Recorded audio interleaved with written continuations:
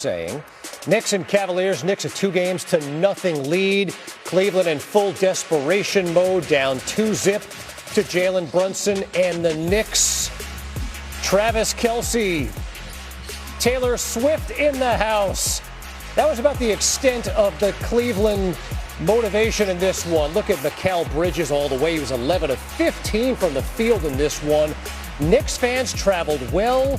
They took a 9-1 lead on Cleveland. More in the first quarter. Karl Anthony Towns, a harbinger of things to come. Cleveland's defense was atrocious. Midway through the second quarter, James Harden to the paint. Spin cycle. Harden had 19. Kelce fired up.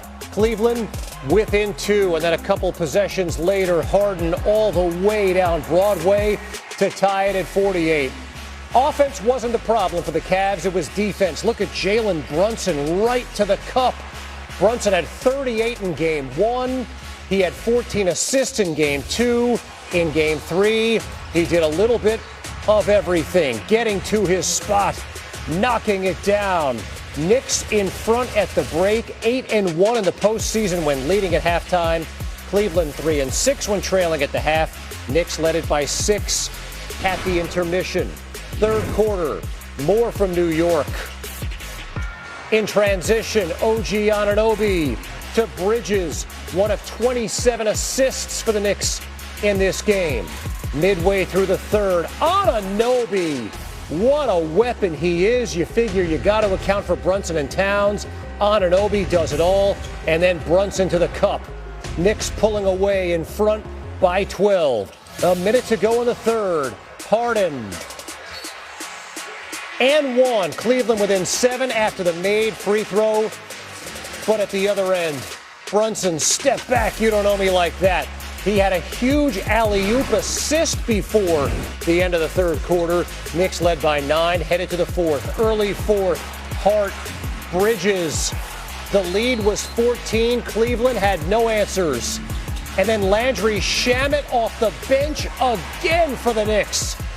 New York in front by 14. Shamet one more time.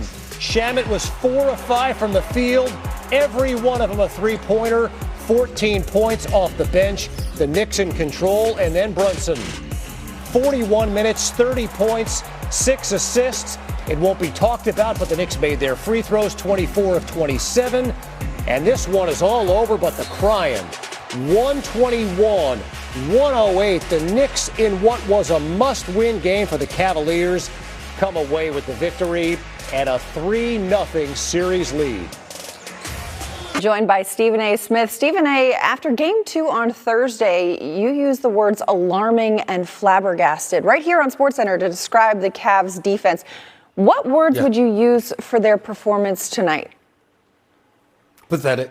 Very, very pathetic. Gave up 37 points in the first quarter. Didn't come out with any degree of urgency whatsoever. I wouldn't be surprised if we did an investigation and we discovered that half the team had already made vacation reservations. I mean, it just looked that way. They were devoid of any kind of urgency whatsoever. And the New York Knicks are just playing together. I understand that they're flowing. I understand that they can serve to demoralize you. There's no way around that. But the flip side to it is you're on your home turf, and there's an incredible level of urgency that comes attached to it.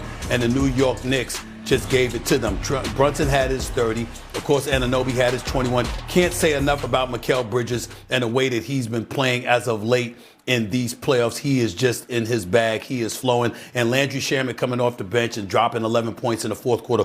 All of those things can contribute to a victory. But what possible explanation could you have if you watch some of the plays that took place as the game waned, when you saw the absence of urgency in terms of their defensive effort? It was absolutely non-existent whatsoever. They gave up. They caved. And as a result, just bring out the broomsticks. I think you saw Charles Barkley on Inside the NBA and stuff like that in the immediate aftermath while the rest of the crew was on the set. He was sweeping the floors of the studio because he's bringing the brooms. He's bringing the brooms because in Cleveland, it's a mess. It is indeed that, Stephen A. You know, we talked last night following the Oklahoma City win about the play of Jared McCain, and you mentioned Landry Shamet. He was that tonight for a Knicks team. How would you characterize the overall depth of this Knicks squad? Well, you know what? You didn't realize how good it was. You had expectations at the beginning of the season, and then obviously Mike Brown wasn't utilizing his bench to the manner that you thought that he would. And then you had some question marks about them, and then you saw Mikal Bridges nosedive. You had some serious questions about him, but give credit where credit is due. If I was loud and making noise when Mikal Bridges was struggling, I'm damn sure going to be just as loud in praising him. He was fantastic in this game, hitting all but 3 of his shots, giving you over 20, giving you stout defense along the way, letting you know you couldn't leave him open. And then Landry Shamet has been a godsend. He has come off the bench and has just been drilling shots from long range all over the place. That has opened things up for a guy like Jalen Brunson to operate. It's opened things up for Karl Anthony Towns to be the facilitator that he is. And because it's pulling people away from the basket, it's even giving the likes of Karl Anthony Towns and Mitchell Robinson and OG Anunoby room to operate on the interior, which again can serve to demoralize the Cleveland Cavaliers as it has shown. But you still don't expect a team trying to get to the NBA Finals to look so lethargic defensively. No energy whatsoever. Change has got to be coming in Cleveland. I'd be shocked if there were a Game 5 at this point. They look like they've already made their reservations for off-season vacation. They just look that way. You can see it. When we talk about the Knicks, though, and the way that they are winning these games, the variety of players who are contributing night in and night out, the variety of ways in which we see them get the dub, 10 straight wins for this Knicks team. Yeah. I mean, just talk about the impressive nature of that stretch. Well, here's what you have to look at when you think about the impressive nature. The New York Knicks came into this season with an owner in James Dolan that said we should make the NBA Finals. They had fired Tom Thibodeau, who took them within 2 games of the NBA Finals last year. So let's be real. Nothing less was going to suffice. If you lost, it had damn sure had better be in the Eastern Conference Finals. And even then, that was pushing it. But here they are within 1 game of the NBA Finals now. They were top 6 both offensively and defensively in terms of efficiency.